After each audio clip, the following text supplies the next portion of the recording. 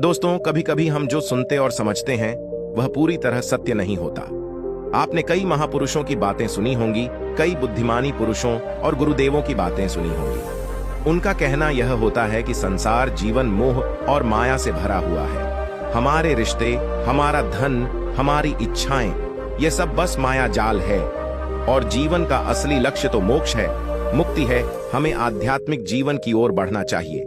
जब भी आप उनकी बातें सुनते हैं तो आपके मन में एक प्रश्न उठता है और वह प्रश्न यह है, क्या हमारा संसार जीवन जीना व्यर्थ है? क्या हमें केवल आध्यात्मिक जीवन जीना चाहिए?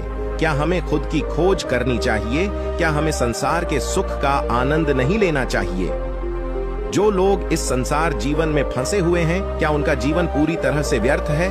किसी को अपने माता पिता के लिए धन कमाना है तो कोई अपने परिवार को सुखी देखना चाहता है, कोई अपने बच्चों की चिंता में दुखी है तो कोई अपने लिए कुछ करना चाहता है, नाम का कमाना चाहता है, कोई अपनी प्रेमिका को खुश रखना चाहता है, कोई अपने प्रेमी को पाना चाहता है, कोई बड्ढा आदमी बनना चाहता है तो कोई राज करना चाहता है, कोई साधारण जीवन जीना चाहता है। इसी प्रकार हम सभी के तरह तरह के सपने हैं, तरह तरह के विचार हैं। हम सभी को अपने जीवन में कुछ ना कुछ तो चाहिए ही, परंतु ये सभी बुद्ध पुरुष जब हमारे सामने आते हैं तो हमारे इन सपनों को तोड़ मरोड़ के रख देते हैं। जब कहते हैं कि संसार जीवन व्यर्थ है और खुद को जानो, खुद को पहचानो, आध्यात्मिकता की राह पर चलो, तब उस वक्त हमारे मन में, हमारे मस्तिष्क में तरह तरह के विचार उत्पन्न होने लगते हैं। तब हमें हमारे मन में, हमारे मस्तिष्क में तरह तरह के विचार उत्पन्न होने लगते हैं।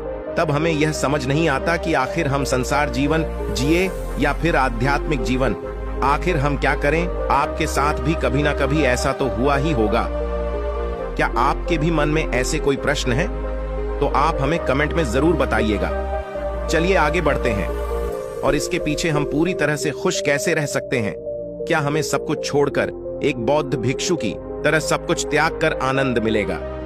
हमारे रिश्ते, पैसा कमाने की इच्छाएं, परिवार के साथ संबंध, हमारे दोस्त, क्या यह कुछ मायने नहीं रखते? दोस्तों, वास्तविकता तो यही है कि आप उन बुद्ध पुरुषों की बातों को अच्छी तरह से समझ ही नहीं पा रहे, क्योंकि वह कहना कुछ और चाहते हैं और आप उनकी बातों का मतलब कुछ और ही निकाल रहे हैं। आप उनकी बातों से कुछ और ही समझ रहे हैं। महात्मा बुद्ध खुद ही कहते थे कि उन्हें गरीबी पसंद नहीं है। वे यह कहते थे कि आपको सफलता प्राप्त करने के लिए आर्थिक रूप से सक्षम बनना आवश्यक है। इसका मतलब है कि जब तक आप गरीब हैं और आपके पास आर्थिक साधनों की सामग्री नहीं है, तब तक आप अपने आत्मा की खोज में आगे नहीं बढ़ सकते। और ठीक उसी के विपरीत संपन्नता और अमीर होना भी आपके आध्यात्मिक मार्ग की बाधा बन जाती है। कई महापुरुषों ने, कई बौद्ध पुरुषों ने अपनी बातें बहुत ही सीधी और सरल भाषा में कही है, लेकिन हम सभी उन बातों का अर्थ कुछ और ही निकाल बैठते हैं। हम सभी उनकी बातों को समझ नहीं पाते, क्योंकि उनकी बातें रोजमर्रा की जिंदगी से बिल्कुल अलग होती है। वे लोग कहना तो कुछ और चाहते हैं कि हम में से ज्यादातर लोग उनकी बातों का पूरी तरह से बर्बाद कर लेते हैं। चलिए इसे कहानी के माध्यम से समझते हैं। एक बार की बात है, महात्मा बुद्ध नगरवासियों को उपदेश दे रहे थे। महात्मा बुद्ध कह रहे थे कि संसार के माया जाल में मत फंसो, संसार से ऊपर उठो। संसार से ऊपर उठकर ही तुम संसार को जी सकते हो। संसार में जो फंस गया, जिसने अपनी बुद्धि का इस्तेमाल नहीं किया, वह व्यक्ति जो समय पर अच्छे कर्म नहीं करता और बुरे कामों में और जुट जाता है, वह आने वाले समय में बड़े दुखों का सामना कर सकता है, क्योंकि उसके बुरे कर्म ही उसके दुख का कारण बनेंगे।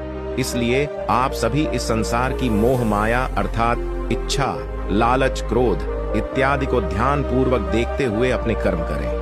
इतना कहकर महात्मा बुद्ध ने अपना उपदेश समाप्त किया और वहां से चले गए। महात्मा बुद्ध जब यह उपदेश दे रहे थे तो वहां पर उस नगर का सबसे धनी व्यक्ति वहीं पर मौजूद था और उस व्यक्ति पर महात्मा बुद्ध की बातों का बहुत गहरा असर पड़ा। उसका मन अब संसारी जीवन में नहीं लगता था, वह संसारी जीव से हटने लगा था।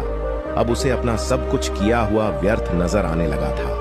देखते ही देखते कुछ ही सालों में उसका सारा व्यापार चौपट होने लगा था। उस धनी व्यापारी के परिवार के सभी सदस्य उसे इस तरह से देखकर बहुत चिंतित रहने लगे थे और जब भी कोई उससे बात करने की कोशिश करता था तो वह धनी व्यापारी एक ही बात कहता, यह धन दौलत तो सब बेकार की चीजें हैं, यह सब तो मोह माया है, सब बेकार है, भला हम निभाकर क्या करेंगे?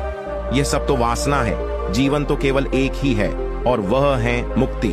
अब तो केवल उसी की आस है, उसी की प्यास है। मैं इतना समझ चुका हूँ कि अब से जो भी होगा वह सब अच्छा होगा। अब से उसने व्यापार पर भी ध्यान देना बिल्कुल बंद कर दिया था और देखते ही देखते वह धनी व्यापारी उस नगर का सबसे गरीब व्यक्ति बन चुका था। वह पूरी तरह से निर्धन हो चुका था, उसका सब कुछ बर्बाद हो चुका था और उसका पूरा परिवार सड़क पर आ गया था। एक दिन जब उसके घर में खाने के लिए कुछ नहीं बचा तो उसने अपने आप से कहा, ये मैंने क्या कर दिया? सब कुछ तो बहुत अच्छा चल रहा था, लेकिन मैंने अपने हाथों ही सब कुछ बर्बाद कर दिया। आज मेरे परिवार का हर एक सदस्य भूखा है, उनके पास खाने के लिए कुछ नहीं और मैं उनके लिए कुछ नहीं कर पा रहा। वह यह सब सोच ही रहा था कि तभी उसे याद आया कि उसने महात्मा बुद्ध की बातों में आकर अपना जीवन बर्बाद कर लिया। ना तो उसे मुक्ति मिली और ना ही धन।